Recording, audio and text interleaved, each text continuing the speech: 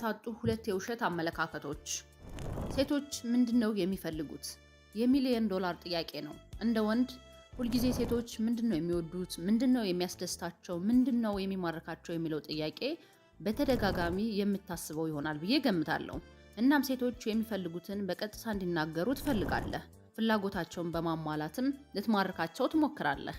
በሚያሳዝን ሁኔታ ነገሩ እንደዚያ ቀላል አይደለም። ተደጋጋሚ ሴትን ልጅ ማማለል የምትችልባቸውን ዘዴዎች ሰምተሃል፣ ተምረሃል። ግን ከሚሊዮን ቆንጆች መሃል እንኳን አንዷን ማግኘት ከብዶሃል። ብቻህን እያደርክ ነው። አሁንም ዛሬ እኔ እንደ ሴት የወንዶችንና የሴቶችን ስነ ባህሪ በመረዳት በምን መልኩ ሴትን ማግኘት እንደምትችል እነግርሃለሁ። ዛሬ እንደ ከዚህ ቀደሙ አይደለም የማወራህ። አላማዬ የሴቶችን አእምሮ እንዴት ነው የሚሰራው የሚለውን ማሳወቅ ነው። እንዴት ነው የምታስበው? ምን አድርገህ ነው ትኩረቷን ወደ አንተ የምትስበው የሚለውን ነው የምነግርህ። ከዚህ ቪዲዮ በኋላ ሴቶች ወደ አንተ ራሳቸው ይቀርቡሃል፣ ወይም ደግሞ አንተ ቀርባቸው ለማግባባት አትቸገርም። ሴት እንዳታገኝ ያደረጉህ ሁለቱ የሐሰት ትምህርቶች። ሴቶች ምንድን ነው የሚፈልጉት? ሁሉም ወንድ ይህን ይጠይቃል። እንደ ወንድ ሴት እንድታከብርህ ከፍ እንድታደርግ ትፈልጋለህ። ያልገውን ጨዋታ እንድታሟላልህም ትፈልጋለህ። ይህ በጣም ቀላል ነው። አንዲት ሴት ይህንን ማሟላት በፍጹም አያቅታትም።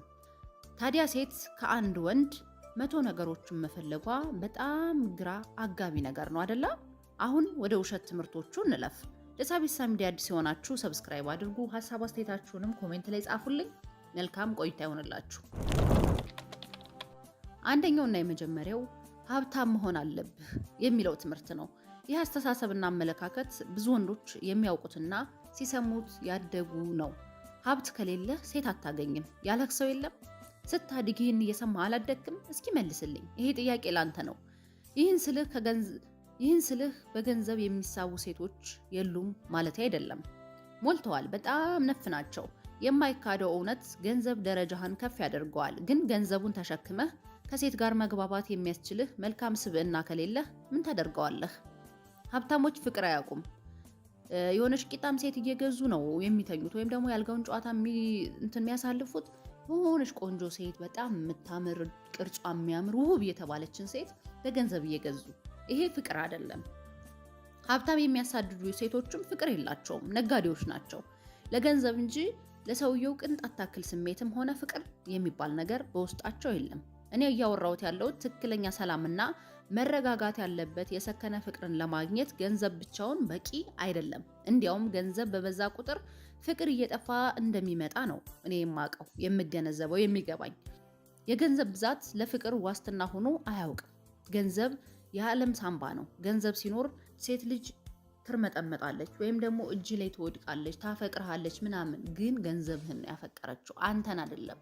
ሀብታሙ ነህ፣ ያም ሴት ያም ሁሉም የሚመጣልህ ከሆነ በእርግጠኝነት እነግርሃለሁ አንተን አይደለም ያፈቀሩት።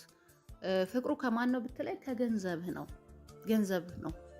ገንዘብን ብሎ የመጣ ሰው ደግሞ ገንዘብ ሲያልቅ እንደሚሄድ ምንም ጥርጥር የለውም። ስለዚህ ዋናው ነገር ገንዘብ ስላለህ ብቻ አንተ ቆንጆ ሴቶች ይፈልጉሃል፣ ትፈቀራለህ ማለት አይደለም።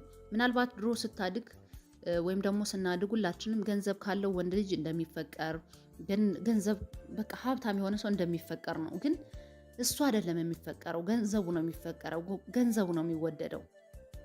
አንተ ገንዘብ ስለሌለ ሴት ልጅ አታፈቅርህም፣ አትወድህም ማለት አይደለም።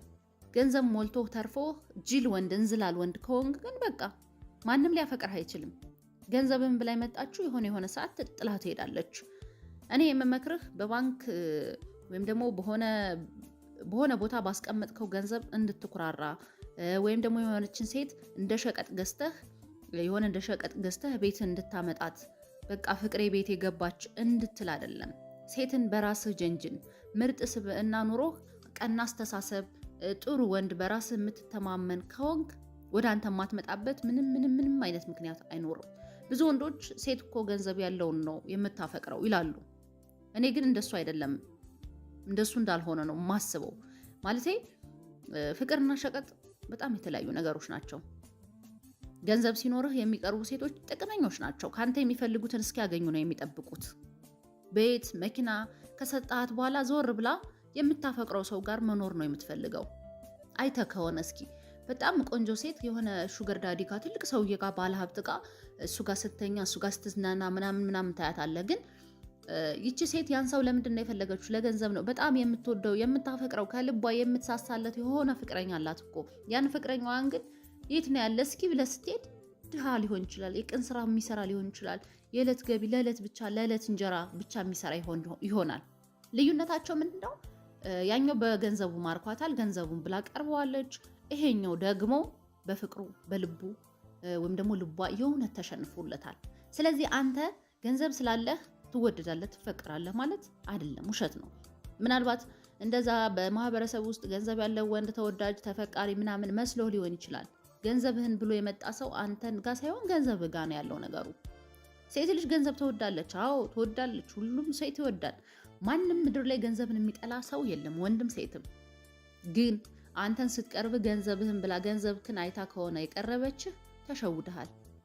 አንተ ገንዘብ ስላለ የትኛውንም ቆንጆ ሴት አገባለሁ ብለህ የምታስብ ከሆነ በፍጹም ፍቅር ይዟት የምትመጣ ከአንተ ሳይሆን ከገንዘብ ነው። ስለዚህ ይሄ የመጀመሪያው ውሸት ነው። በቃ ሀብት የሌለው ወንድ ሴት አያገባም፣ ፍቅረኛ አይኖረውም የሚባለው ነገር ውሸት ነው። በጣም ይሄ በማህበረሰብ ውስጥ ያለ አስተሳሰብ ምናምን ነው። ስለዚህ አንተ እንደዛ መስሎ ተሸውደ ገንዘብ ስለሌለ ብቻ ሴትን ማጠይቅ ከሆነ ሴት ልጅ አፈቅርሻለሁ ለማለት የምትቸገር ከሆነ አሁን አፈቅርሻለሁ ብላት ገንዘብ የለኝ ምን አባ ገንዘብ የለህ ብላ ትናገረኛለች። እኔ ስንት ሀብታም በሞላበት በዛ ላይ ቆንጆ ናት፣ ብዙ ሰው ይፈልጋታል፣ ብዙ ሀብታም ይፈልጋታል የምትል ከሆነ አንተ ያኔ ነው የገንዘብ ሳይሆን የአእምሮ ድሃ የሆንከው፣ የአእምሮ ነፃነት ከኔ ያጣኸው።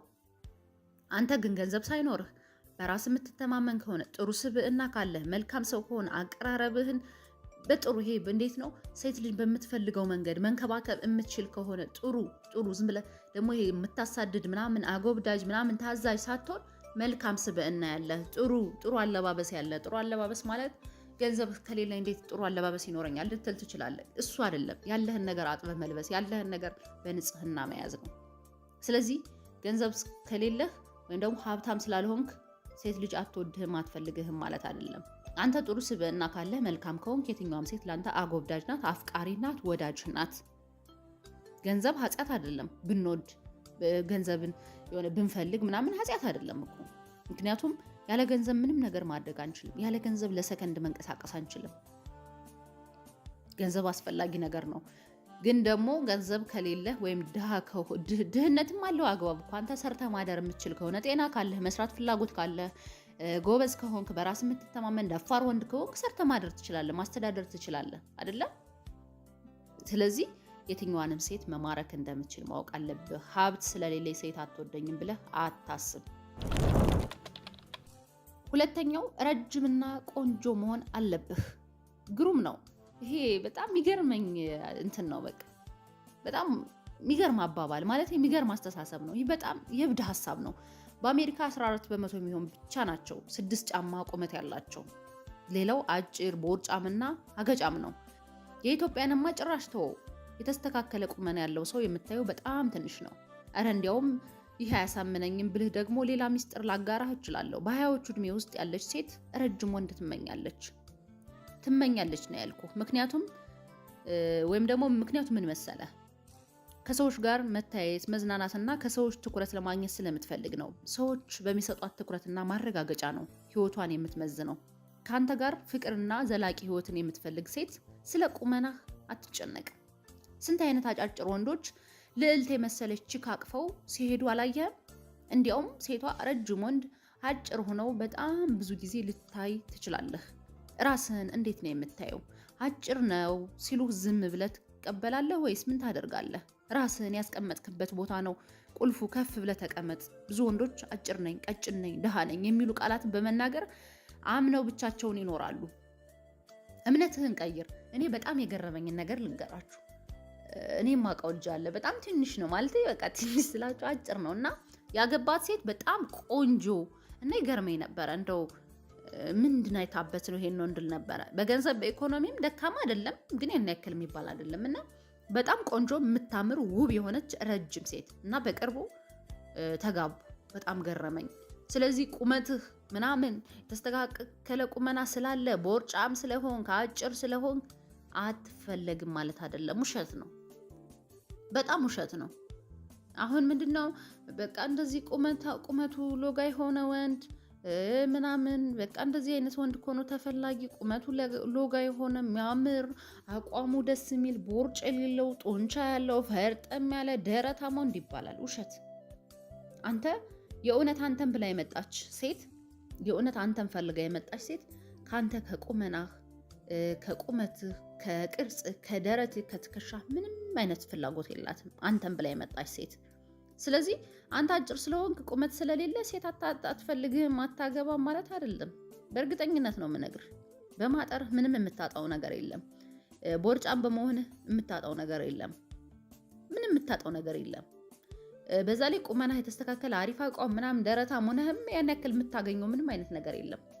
ስለዚህ አንተ አጭር ስለሆንክ ሀብታም ስላልሆንክ ድሃ ስለሆንክ ሴት ልጅ ታጣለህ ማለት አይደለም። ይሄን በደንብ እንድታየው ፈልጋለሁ፣ ልብ እንድትለው።